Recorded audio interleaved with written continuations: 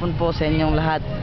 Kami po ang mga More Jesus mula sa bansang Pilipinas, taga Ormoc City, mga Bisaya mibay. More Jesus mibay. Bye.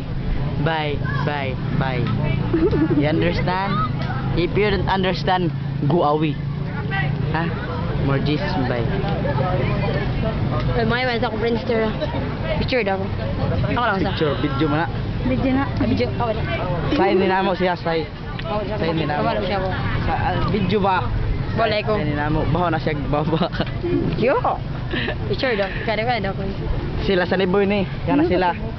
Sila sa Niboy na sila. Muna siya ang Siya na ang brad nga nagkaloblo nga way buot. Ako ni si Jumar. Si Jumar ko. Ha, Patignaw. ka si Jumar ko. Patignaw ang Jumar. Kaila kani? Kaila kani? Ha? Ila-ila ha, ila-ila mo. Oh. Ha? Si Jumar ni. Message mo. Good morning to all of you. Yo. Magandang hapon po sa inyong lahat. Ako po si Jumar Abilia, taga Barangay Don Felipe, Ormoc City. Nag-uulat mula sa 24 oras. Isang babae ang nasukuti at nakulong sa PP1 dahil nagtitinda ng bawal na gamot. At sa lahat na nagtitinda ng bawal na gamot, ito lang po ang tandaan nyo, 100% hindi namin kayo tatantanan. Save